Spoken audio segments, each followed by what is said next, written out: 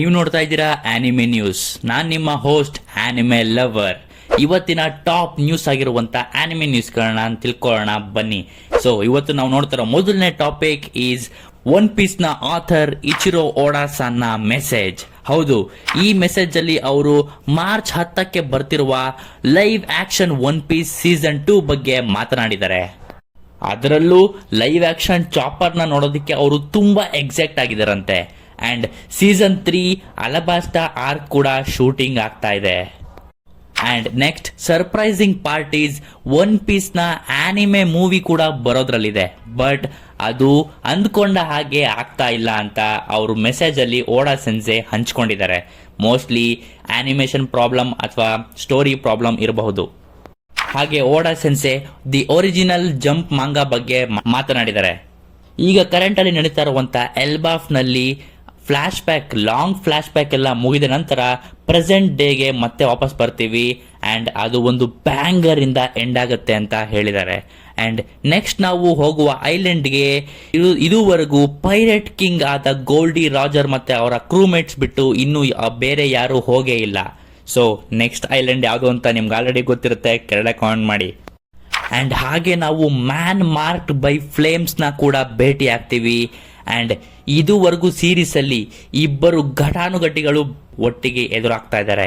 So ಈ ವರ್ಷ ಇನ್ನೂ ತುಂಬಾ ಕ್ರೇಜಿ ಆಗುತ್ತೆ ಅಂತ ಓಡಾ ಸಂಚೆ ಹಂಚ್ಕೊಂಡಿದ್ದಾರೆ.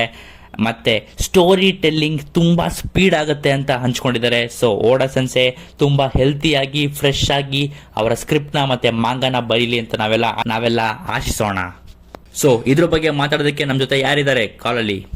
ಸರ್, ನಾನು ಕನೆಕ್ಟ್ ಮಾಡೋದಕ್ಕೆ ಟ್ರೈ ಮಾಡಿದೆ ಲೂಫಿನ, ಬಟ್ ಅವನು ನ್ಯೂ ಇಯರ್ ಪಾರ್ಟಿಲಿ ಬ್ಯುಸಿ ಆಗಿದ್ದಾನಂತೆ ಸರ್. ಸೊ ಯಾರು ಕನೆಕ್ಟ್ ಪಿಕ್ ಮಾಡ್ತಿಲ್ಲ ಸರ್. ಹಾಗೆ ಆ ವಿಷಯ. ಸರಿ, ಹಾಗಾದ್ರೆ ಲೂಫಿ ಮತ್ತೆ ಕ್ರೂ ಎಲ್ಲ ಒಂದು ನ್ಯೂ ಇಯರ್ನ ಆರಾಮಾಗಿ ಎಂಜಾಯ್ ಮಾಡಲಿ ಬಿಡಿ. ಸೊ ಇವಾಗ ನಾವು ನೆಕ್ಸ್ಟ್ ನ್ಯೂಸ್ನ ನೋಡೋಣ ಬನ್ನಿ.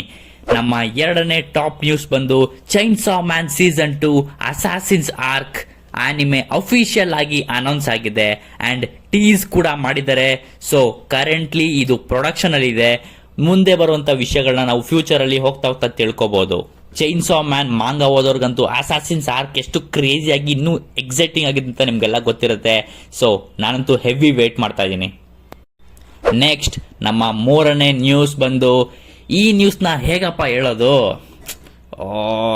ಓಕೆ, ಚೈನಾದಲ್ಲಿ ಆನಿಮೆ ಸೆನ್ಸಾರ್ ಆಗಿದೆ.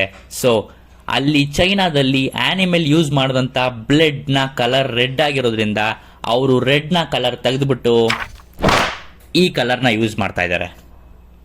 ಕರ್ಮ. ಸೊ ಇದ್ರ ಬಗ್ಗೆ ಮಾತಾಡಕ್ಕೆ ಯಾರಪ್ಪ ಅದೇನಲ್ಲಿರೋದು? ಸರ್, ನಾನು ಕಾಲ್ನ ಕನೆಕ್ಟ್ ಮಾಡೋದಕ್ಕೆ ಟ್ರೈ ಮಾಡ್ತಾ ಇದ್ದೀನಿ, ಬಟ್ ಯಾರು ಪಿಕ್ ಮಾಡ್ತಿಲ್ಲ ಸರ್. ಡೆಂಜಿ ಒಬ್ಬ ಮಾತಾಡಬೇಕು, ಕನೆಕ್ಟ್ ಮಾಡಬೇಕು ಅಂತ ಇದ್ದಾನೆ. ಕನೆಕ್ಟ್ ಮಾಡಲ ಸರ್? ಬೇಡ, ಕಟ್ ಮಾಡು. ನಮ್ಮ ನಾಲ್ಕನೇ ನ್ಯೂಸ್, ಇದೇ ಜನವರಿ 8ಕ್ಕೆ ಜುಜುಟ್ಸು ಕೈಸನ್ ಸೀಸನ್ 3 ಬರಲಿದೆ. ನೀವೆಲ್ಲ ಎಷ್ಟು ಎಕ್ಸೈಟ್ ಆಗಿದ್ದೀರಾ ಅಂತ ಕೆಳಗಡೆ ಕಾಮೆಂಟ್ ಮಾಡಿ ತಿಳಿಸಿ. ಅಂಡ್ ಟ್ರೈಲರ್ ಮಾತ್ರ ಔಟ್ ಆಗಿದೆ, ಕ್ರೇಜಿ ಆಗಿದೆ. ಜುಜುಟ್ಸು ಕೈಸನ್ ಸೀಸನ್ 3 ಟ್ರೈಲರ್ ಮಾತ್ರ ಹೆವಿ ಎಕ್ಸೈಟ್ ಆಗಿದ್ದೀನಿ ನಾನಂತೂ ನೋಡೋದಕ್ಕೆ.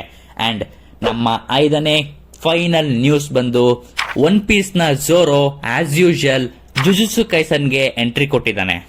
ಅಂದ್ರೆ ಝೋರೋನ ವಾಯ್ಸ್ ಆಕ್ಟರ್ ಆಗಿರುವಂತ ಅಜುಯಾ ಅವರು ಜುಜುಟ್ಸು ಕೈಸನ್ ನ ಸೀಸನ್ 3 ಅಲ್ಲಿ ಬರುವಂತ ಹಕಾರಿ ಅನ್ನೋ ಪಾತ್ರಕ್ಕೆ ವಾಯ್ಸ್ ಆಕ್ಟರ್ ಆಗಿ ಸೆಲೆಕ್ಟ್ ಆಗಿದ್ದಾರೆ.